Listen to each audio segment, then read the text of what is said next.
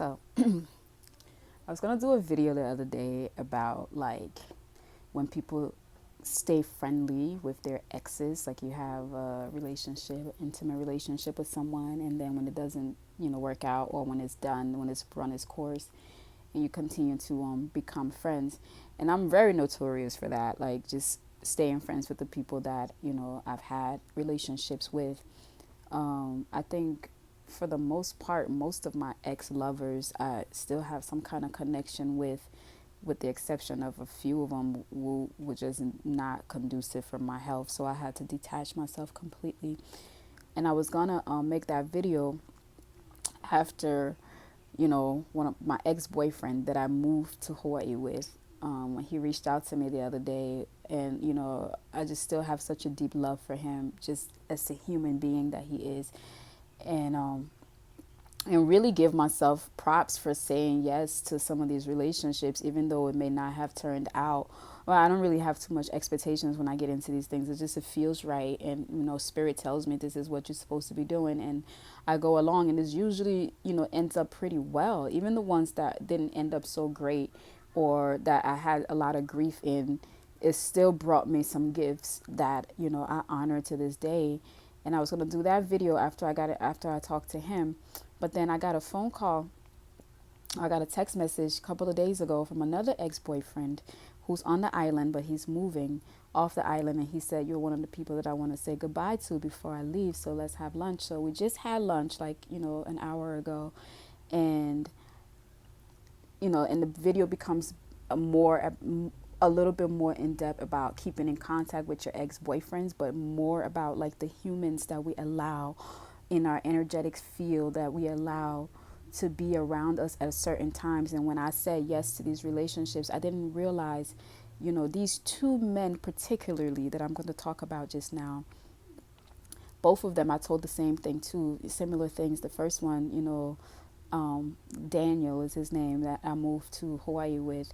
And when we talked a couple of days ago, I told him that he was an angel, that he just played this, because he was in the space, he was like, "Oh, I don't feel like such a good person," and blah, blah, blah. And I was like, "Well, you're a legend in my book, and you're always going to be, I feel like, an angel sent, that was sent to me in my life to help me, to keep me alive." And he really was. He was, he was the one that asked me to move to Hawaii. Hawaii was never on my radar, never on my radar. And he was just like, "Let's go to Hawaii." And at the time I was just like, okay. And we were just talking about how crazy we were in our 20s. We were young. We were, like, what the hell are we doing? I never even thought about it. I've trusted him so much.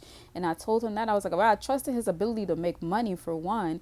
And I felt safe with him, to where we can both come to this faraway land, with no family around. And I felt like if anything goes wrong, I'll be good because I'm with him. And then he kind of just reiterated the same thing to me, that he felt safe, like he knew that I was smart. And I helped him make some really, good decisions to keep us really, pono, while we were here together. So we were here for a year.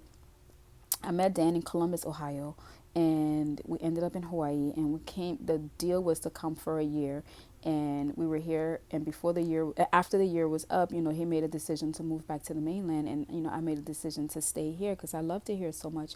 But the angelic part of, or the moving in the spirit part of that was, when I moved to Hawaii, I was dying of cancer. And I talk about this cancer thing now way more than I even talked about it when I had it, because I was just going through the motions. It's like, yo, I just got to stay alive, so I didn't have time to really deal with the trauma of it till all these years later. I feel, or I can acknowledge that there was like some deep trauma there that I never really dealt with because I was just in survival mode. And when I start to think about that, I think about the people that were placed in my life at the time to help facilitate my healing. And Dan was such a huge part of that. And I mean, we were all moving, just doing things. We didn't know that, what we were going to do was going to lead to this. I didn't know I had cancer. I knew I was sick. I knew something was wrong with me. And I was telling him on the phone. He was the first person who was able to hold me accountable for my own health, because I remember we were laying in bed one day, and he started to feel my belly, and then he realized that things didn't feel the same like his belly, and he was just like, "Is this normal?" Because I had like literally had like this tumor poking out of the side of my stomach. And, and I knew it was there, but I was just too chicken to go check it out. And I just figured, I'll just do my, holistic stuff and whatever, and I'll be fine. But once he saw it, I saw somebody see me, and I couldn't act like it wasn't there anymore. I couldn't be. And so that was like the first sign of like him kind of like nudging me to do something about my health, which is like him acknowledging that, this doesn't feel the same like mine. It doesn't feel the same a lot other people that I know. So this is something different going on with you. And then he really just paid for everything. Like I did a lot of, naturopathic healing stuff, and not, the insurance don't cover naturopaths, so you got to pay out of pocket. And this woman I was going to, she's still freaking expensive. I even got a story about her, but anyways, so Dan was just paying money every week. I'm going to go see an acupuncturist and, getting herbs and doing all of these things. And it's like it rack up a lot of money. And he was just, paying for that. So, but I felt like him asking me to come to Hawaii.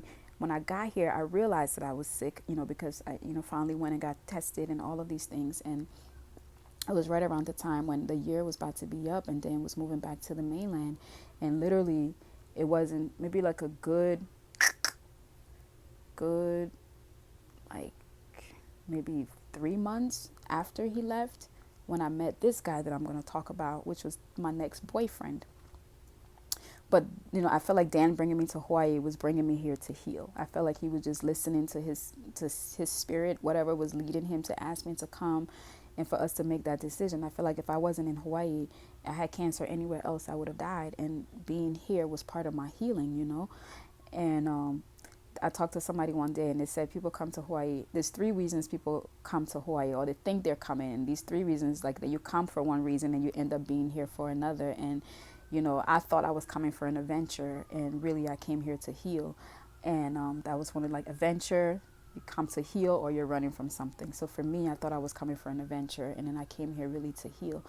And then when Dan left, I was working at a braid shop, over on Kalakaua, and this Italian boy comes in. Like, he came in one time before to inquire about getting his hair locked. And this is like, I was still with Dan at the time. And then he came, and then he was like, could barely speak English. He had literally just moved here to the island. And, he told me that he thought I was beautiful, but I told him I had a boyfriend and blah, blah, blah. And then like literally 3 months later, he came back and, I wasn't with this boyfriend anymore. And we were talking, I ended up locking his hair. And while I was locking his hair, I got a phone call from the doctors because they were talking to me about doing a biopsy. And in the conversation, he heard me say, this thing about the biopsy. And when I got off the phone, I knew nothing about this man. I just knew he was from Italy. He barely spoke English. He was super cute. and he came. Oh, this video is 8 minutes already. This is a lot that I want to talk about. I might have to do like a series of this thing. So, and he came to get his hair, locked. So I locked his hair and we're having a conversation, and he overhears me talking to the doctor about this biopsy. And when I get off the phone, he was like, "Why do you have to do biopsy?" In his Italian, very rough, raw Italian accent. And I was like, "Well, they think I'm sick, they found a mass in my kidney and I have to figure out what it is and blah, blah, blah." And then he asked me out on a date, and in a really weird way, he was like, "Bring your medical papers. I would like to know what's going on with you." At the time, like I said, I just moving in spirit. Like, he didn't feel harmful. It felt like somebody who actually cared enough to know what's going on with my health, of course, So we brought all this stuff up just now when him and I was talking at lunch. And so I brought the papers, and I asked him just now, because I told him I never committed to dying, like everybody thought I was going to die, and I just never thought I was going to die. And I feel like that's what got me here to this day. I didn't put my mindset in the mindset of death. I just knew that there was something wrong in my kidney. They had to take it out, blah, blah, blah. But I asked him because, so here's the part. So when I bring my papers and we're at this date, I find out that he's a cancer researcher, right? God. So I found out he's here. He came here because he's doing this program at UH, and he's researching a whole bunch of cancers. And this is so he understood scientifically, looking at those papers, all the things that I just didn't know what the hell what I don't know what y'all talking about. I just know y'all got to do something about this kidney. But then I asked him, when you looked at those papers that day, what did you think? And he said, "Oh, I just thought you were dying. I was just going to help you, while you were here while I was here until you die."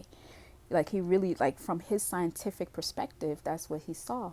And then we got into this relationship for a year while I went through all this kidney cancer thing that I went through.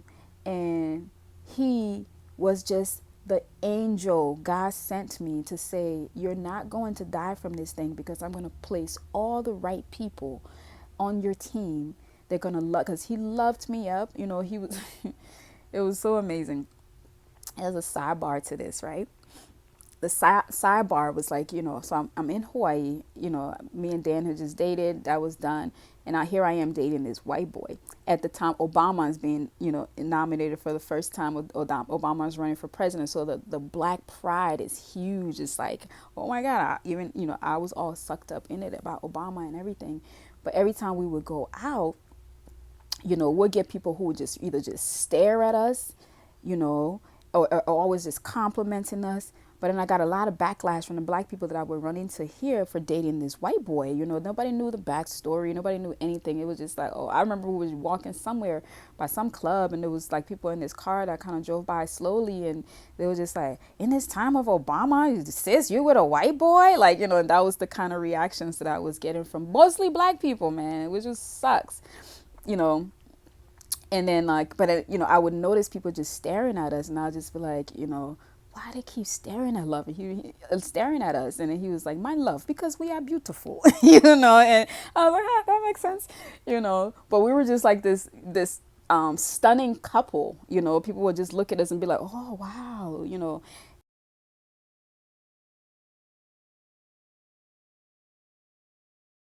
And so yeah, so we spent this year together, and it was just so passionate, but also there was this doom and gloom over all of it, because in his mind he thinking that I'm dying. In my mind, I'm just like, all right, I'm sick and something has to get done.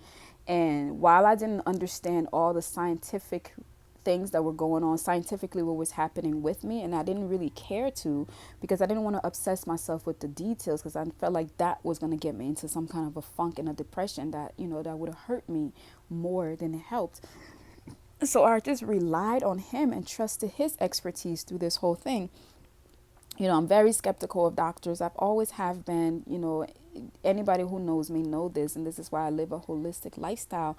But while I found myself in this situation and having to be in the care of doctors and things like that, I really needed someone that I can trust. And here's this man who is not just a boyfriend that's showing up and have my back, but he's a boyfriend who understands on a scientific level what I'm going through.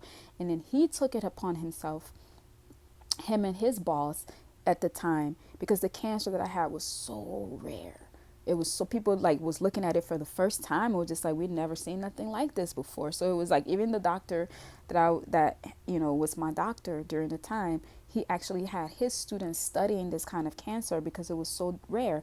And so Pietro, this guy, my boyfriend at the time, so Pietro and his people, they were studying my cancer as well. So all the decisions I had to make within this life-threatening moment in my life, I made with this second opinion of experts studying my case. So for me, being in the hospital, there's a lot of shit that I didn't trust, and it was like, I'm gonna write a book one day about all of this. So, but and a lot of the things that I didn't trust came to fruition, because there was a few times those people almost killed me if I didn't stand up for myself, or people around me didn't stand up for me. But I also knew, because it was so serious what I was going through, me coming in with my holistic ideas of doing things it was laughed at almost, but to have someone on the other side of this, on the science side of this thing, who's actually validating me in the choices that I wanted to make. And one of the biggest choices was, because after they took the kidney out, there was like, oh, here's the chemotherapy plan. You're going to take chemotherapy. And, and I knew I didn't want to take chemo, and I have my own logic around why, because I, doing my, knowing my own self, and all of that, I have my reasons why in it.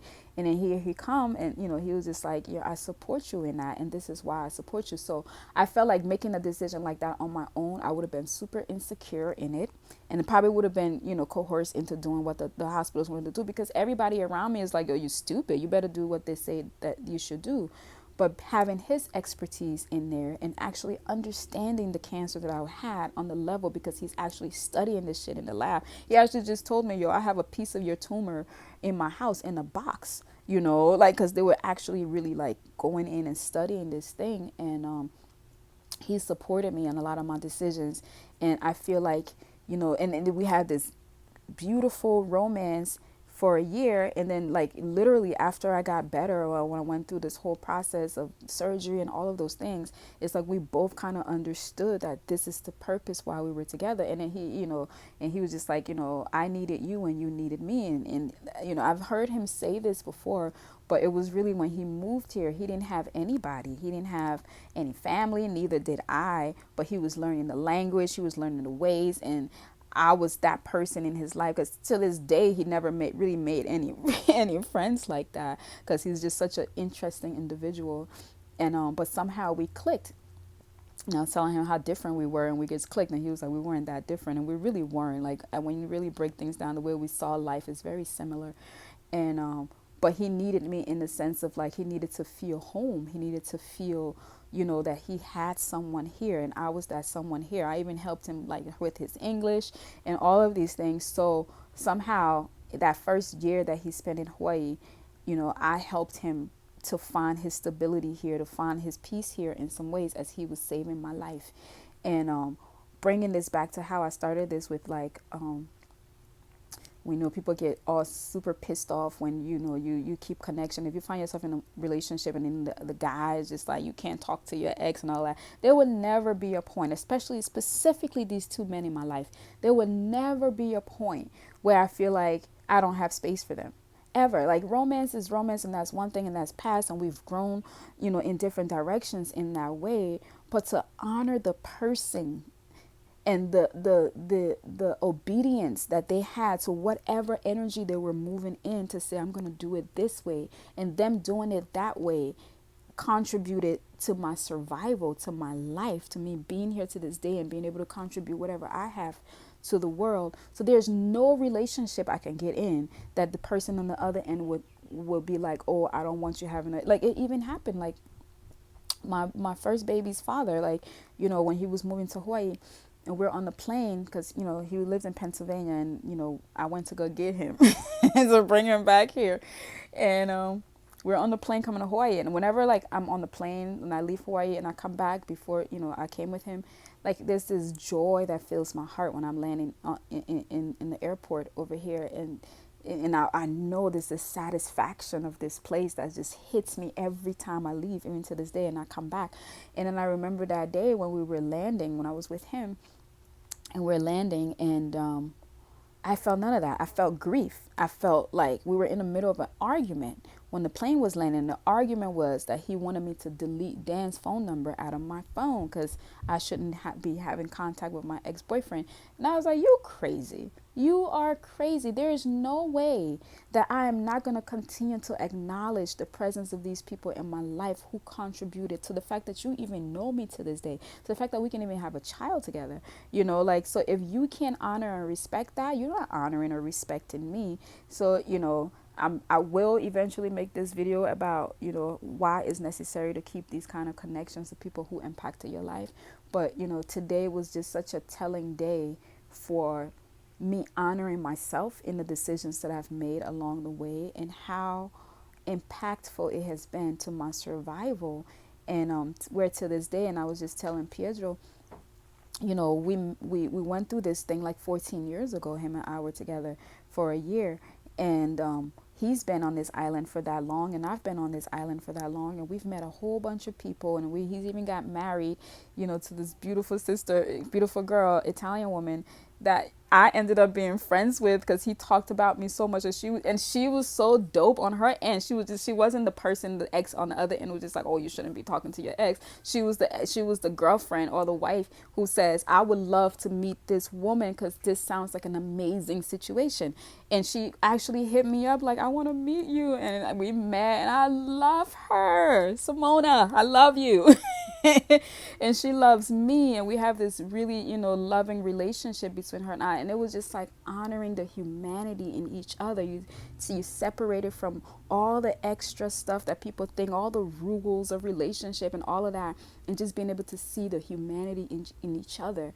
And that's why these relationships are able to continue. But like I was telling him, all these years we've met people, we've done things, and you being in my life has still been one of the highlights of my life, because it led me here. I'm here. I'm alive because of your energy, because of your input in my health. I'm here today, and the way that you love me, because it wasn't just like, oh, you're here and he was my doctor. It wasn't just that. Like, he loved me through like one of the most difficult times. Can you imagine meeting someone and in that moment, like, you understanding that this person could die, and you continue to love them, or you at least like, he created a relationship with me from the beginning, knowing my situation. Like, it's just something else. So yeah, honoring the humanity in each other, I think, is the point of this message right now. No matter if you've had sex with the person or not before, if you can see the good in that person and the good that they brought into your life, there's always room. There's always room to honor that person. And whoever you end up attaching yourself to, if they can't see how you're honoring somebody who honored you the way these two men has in my life, then it's just like, I don't know if you really see me. Like, really, you should be sending them cards to say thank you for, helping her to get to where she is, to where her and I can have this connection.